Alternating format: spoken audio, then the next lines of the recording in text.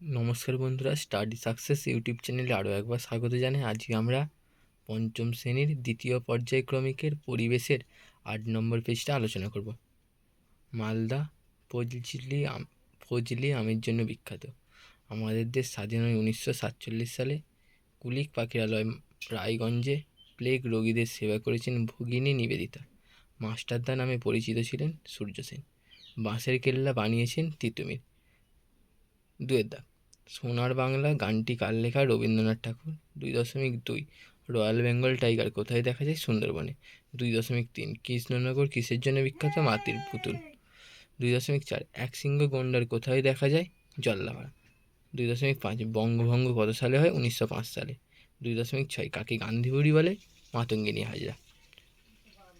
3 দাগে ক স্তম্ভের সঙ্গে খ স্তম্ভ মেলা। মানুষের স্বাস্থ্য একটি সম্পদ। দার্জিলিং সিঙ্গালীলা পর্বতশ্রেণী। ইংলিশ বাজার মালদা। বহরমপুর মুর্শিদাবাদ। বালুরঘাট দক্ষিণ দিনাজপুর। 4 দাগ পশ্চিমবঙ্গের সর্বোচ্চ পর্বতশৃঙ্গের নাম কি? সান্দাকফু।